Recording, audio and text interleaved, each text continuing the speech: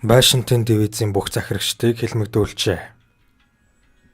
Баян зүрх дүүргийн 13 дугаар хорооны иргэн Жамянгийн гончиг Батлан хамгаалахын дэд сайд асан Эрдэнэбатын нэр дээр нэгэн бичиг ирүүлжээ.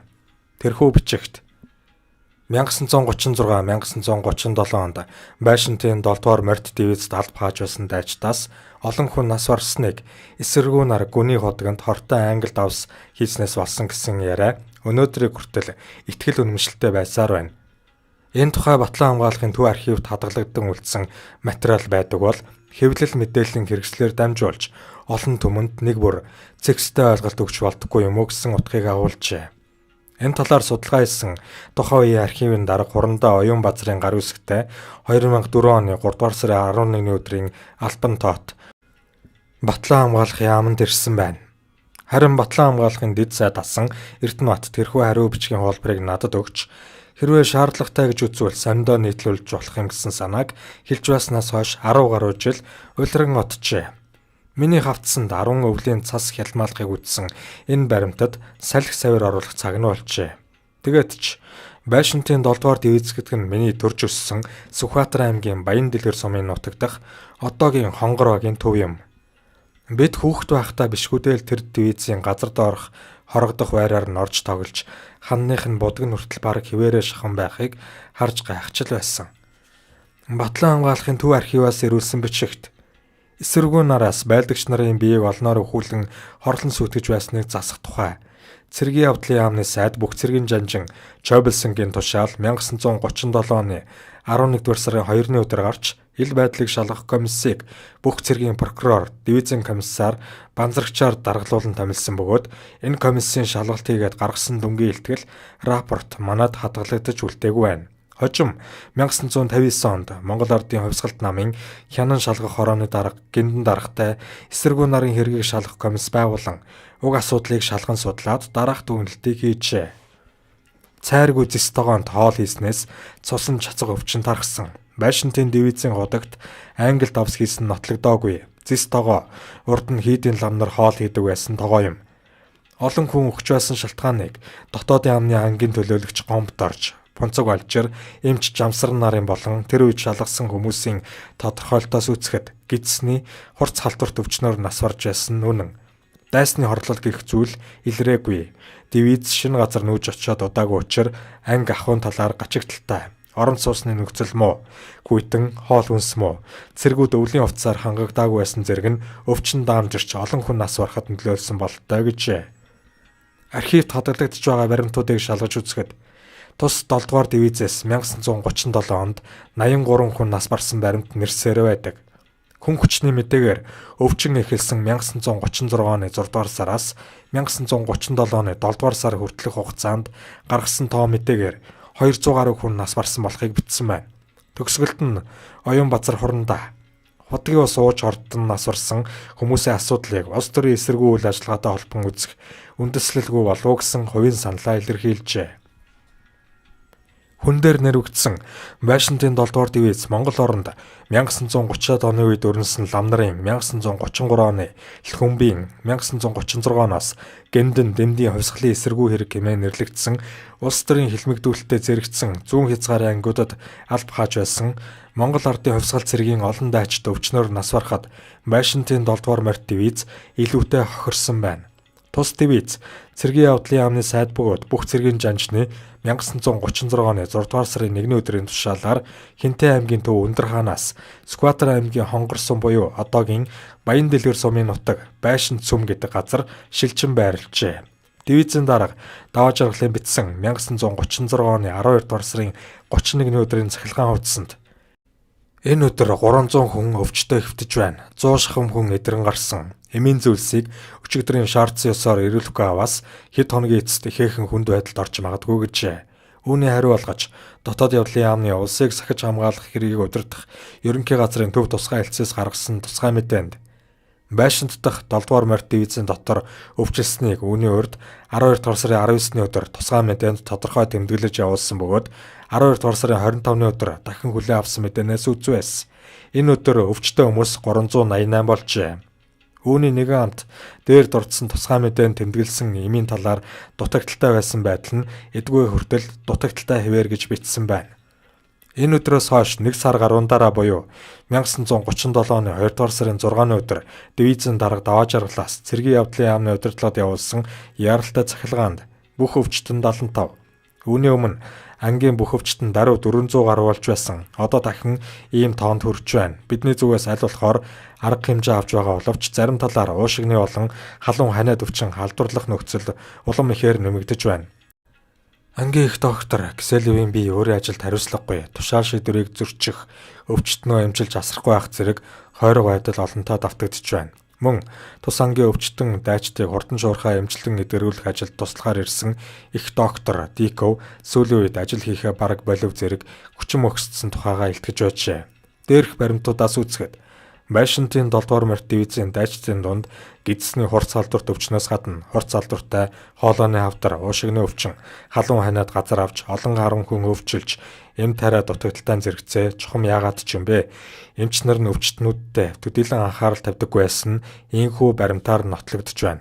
Дашранд тэмдэглэхэд хүмүүсийн анд амтсан яриа болон зарим нэг буруу ташаа баримтад Байшингийн 7 дугаар дивизэд алба хааж байсан 700-аас 800 хүн нас барсан гэж дурддагч Батлан хамгаалахын төв архивд хадгалагдж байгаа баримт эцсийн хариу болох нь дамжиггүй билээ.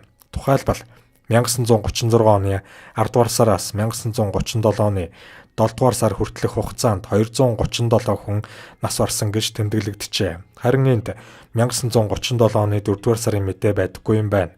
Гэвч яаж ч утсан ганцхан сарын дотор 500 гаруй хүн нас барах үндэсгүй юм. Бусад дивиз ч ялгаагүй. Архивын баримтаас харахад 1936-аас 1937 онд буюу Байшинтын 7 дугаар дивизийн хамгийн хүнд үед даргаар нь даваа жаргал ажиллаж байжээ. Эх орон армаа гэсэн чинхүү сэтгэлээр хандаж байсан энэ хүн тэр үеийн цэргийн явдлын яамны дээд удирдлагууд болох Дэмэд, Малч, Наван лувсан нарын олон дарга нарт ойр ойрхон цахилгаан хуудас бичиж тэднээс заавар зөвлөгөө авч байсан бололтой. Тэрээр нэгэн удаагийн цахилгаан хуудасанда ангийг ариун цэвэрч байлгах, өвчтнийг түргэн ангааж эдгэрүүлэх, аж ахуйн талаар гачигдал багтаа болгох, халуун усан тогтмол оруулж байх, өвчнөөс сэргийлэх талаар гаргаж байсан тушаал шийдвэрүүдийг биелүүлэхийн тулд чармаан зүтгэж байгаа ч бидний зүгээс дутагдал байгааг үгүйсэхгүй. Бусад зүйлийг дээрээс ирсэн удирдлагуудад рапортоор илтгэе. Харин миний тушаалыг үл биелүүлсэн Орос докторыг шийтгэх эрх байх эсхийг лавлсан боловч хариу ирээгүй байна гэж учирлаж байжээ. Тэрхүү он жилүүдэд Маттын хэмээн нэрлэгдсэн 5, 8 дугаар морьт дивизэд ч мөн өвчлөл их байсан нь Жамцан хорлоо гэгч хүний цэргийн явдлын яамд ирүүлсэн цахилгаан мэдээнээс ишлэж болох байна. Тухайлбал 1937 оны 3 дугаар сарын 2-ны өдөр цэргийн явдлын яамны сайд Дэмдийн нэр дээр ирүүлсэн цахилгаан хуудсанд Маттад уушигны өвчин үргэлжилж эсрэгэнтэй ханиад цааш үргэлжлэх магадaltaй тул баян түмний докторыг ирүүлэхээр шийдвэрлэж байна гэснээс тод харагдаж байна. Байшинтын 7 дугаар дивизийн анхны даргаар дивизийн мэдгч цолтой Шарвын Жаданбай ажиллаж байжээ. Дараа нь дивиз командлан захирагч Банзрагчийн Гончиг Шарв, бригад командлан захирагч Хандын буюу Цэндийн Дашпунцаг, бригад командлан захирагч Жамсрангийн даваа жаргал, Хурандаа, Дамбын Цэрэн, дивиз командлан захирагч Жамсрангийн Цэрэн зэрэг Монгол Ардын хувьсгал цэргийн шилдэг дарга нар 20 дугаар зууны 40-од он хүртэл буюу өөрөөр хэлбэл их хэлмэгдүүлэлтийн он жилүүдэд ажиллаж байсан хөөрхилтэй хувь тавилантай хүмүүс байжээ. Тэд бүгд хэлмэгдэн цааслуулсан нэн өрөвдөн. Байшинтын 7 дугаар дивизэд 1936 онд хугацаа цэргийн алба хааж хожимоо Улаан од сонины хариуцлагатай нарийн бичгийн дараагаар ажиллаж байсан. Тэд Хурандаа агсан Мажигжавын 2003 оны 11-р сарын 14-ний өдөр ярьсан дурсамж Батлан хамгаалахын төв архивд хадгалагдаж байна. Тэрээр би 1936 оны 10 дугаар сард цэргийн албанд мордож дивизийн хөгжимд бүрээчин цэрэг боллоо. Тэр үед цэргийн ахуй байдал туйлын муу байсан.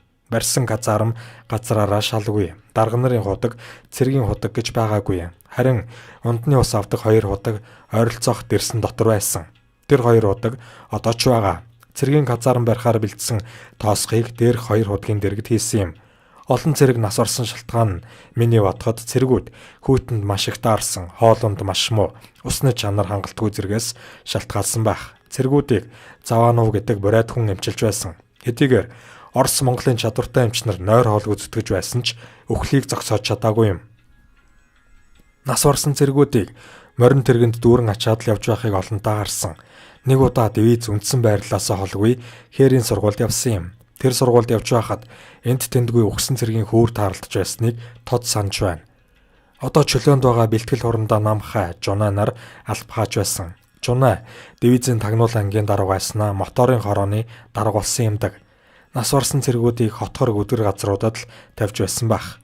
Хавар дулаан орсон үед маш муухай үнэр гардаг байсан. Бодоход өгсөн цэргүүдийн хүүрнээс л үнэртдэг байсан байх гэж ярьжээ. Мөн өөрийнх нь гидс өвдсөн учир чөлөө авч Байшинтын Дэвизээс 41 км-ийн зайтай нутаглаж байсан гэртээ очиж сар шахан болоод эдгээрээд боцож ирэхэд Гиндэн дэмд нарын хувьсгалын эсэргүү хэрэггэгч дуйлан эд хүчээ авч байсан тухай ч өгүүлсэн байна. Жамсрангийн даваа жаргал гэж хэм байсан бай. Байшинтын 7 дугаар дивизийг бригад командлан захирагч албан тушаалтай 1936-аас 37 онуудад командлж байсан даваа жаргал Төв аймгийн Эрдэнэ сумын нутагт 1910 онд төржээ. Багын өнчин өрөөсөн өссөн түүнд их Жанжин Сүхбаатар анхаарлаа хандуулснаар 12 настайдаа цэрэг аримтай амьдралаа холбосон аж. Өөрөөр хэлбэл 1922 онд цэргийн албанд ирж 1924 оноос Сүхбаатарын сургуульд суралцаж Сумангийн дарга улмаар нутгийн 3 дугаар орны штабын дарга болжээ. 1931 оноос Хязгаарын 15 дугаар хорооны штабын дарга, 1932 оноос 5 дугаар морьт дивизийн штабын дарга, 1934 онд бүх цэргийн жанжны нарийн бичгийн дарга, 1936-аас 37 онд 7 дугаар морьт дивизийн дарга, 1937 оны 5 дугаар сараас 5 дугаар морьт дивизийн даргаар ажиллаж байгаад Гиндэн дэмдийн хувьсгалын эсэргүү байгууллагын хэрэгт холбогдсон 1937 оны 9 дугаар сарын 14-ний өдөр баривчлагдаж онцгой бүрэн эрхт комиссийн 1937 оны 10 дугаар сарын 25-ны өдрийн 1-р тогтоолоор цаазлагдан хороогджээ. Гэтэл цэргийн явдлын яамны сайд өгөөд бүх цэргийн жанжнаас хувьсгалын 15 жилийн ойг тохиолдуулан эрхэлсэн ажилдаа амжилт гаргасан дарга нарыг шагнасан 1936 оны 7 дугаар сарын 19-ний өдрийн 60 дугаар тушаалт дивизийн захирагч, бригад командлан захирагч, Жамсрангийн даваа жаргал, 1-р элцсийн дарга, дивиз командлан захирагч, мөнх цэрэнгийн гомбо нарыг суудлын хөнгөн машинаар шагнасхай гэсэн цааслагтахаас 1 жил хүрэхгүй өмнө хугацааны асуудал байв. Ийхүү түүхийн баримтыг цааш нэгтэлбэл зөвхөн Байшинтын 7 дугаар дивиз бус Маттын 5, 8 дугаар зэрэг дивиз ангиудад ч мөнөх өвчин хурдастай дарахж олон зуун дайчид харамсалтайгаар нарс барсан бүртгэл Батлан хамгаалахын төв архивт овог нэртэйгээ хадгалагдаж байна. Магадгүй энэ бүхнийг нийлүүлбэл дээр дурдсан 800 гэдэг тоо үнэний ортойч байж болох. Баруун аймгийнхаа олноороо үлджээ. Архивын баримт болоод бэлтгэлдээ турандаа мажигж авахсны дурсамж зэрэгээс эргцүүлэхэд биднийг баг байхад тус телевизэн талаар элдв яриа бишгүүл байсан. Их өргөө, бага өргөө хэмээх чамдмалсан 2 толгойн ар шилэнд гуу судгаар дүүрэн хүний ас бөөнөрөө цайвалзсан байсан саяхан да. Одоо ч байгаа л байх. Мэдээж тэр нь тухайн он жилүүдэд нас барсан цэрэг дайшлих л байхаас яах вэ? Байшинтын дивизийн цэргүүд аргал дүүгээд явж байх нь цагаан булаг орчмын талаар нэг дүүрэн байдгсан гэж аавын маань нэгч долгарын мэгийн ярьж байсныг санаж байна. Нөгөө талаар Байшинтын дивизэд тухайн он жилүүдэд цэргийн алба хааж байсан Баруун аймгийн цөөнгүү залуус нутгийн бүсгүүчүүдтэй гэрүүл болж бүр зарим нь нэгэн насаараа суурьшмал иргэн болж үлдсэн байдаг. Миний мэдхээс Шохон хэмээх дэндуугай, Увс аймгийн бүх мөрөн сумынх, Бүдүүн хэмээх даш замцгай, Архангай аймгийн Хотонт сумын хүн байсан юмдаг. Энэ бүхнээс цаашуул балахад Манжи хааны үед ч баруун хязгаар нутгаас буюу Өнөөгийн Увс, Ховд, Завхан, Хөвсгөл, Баян-Онгор зэрэг аймгаас олон бүл ирж даргангад суурьсан түүхийн үнэн билээ. Сэтгүүлч Дэд Хурандаа, Гомбын Баатар ном.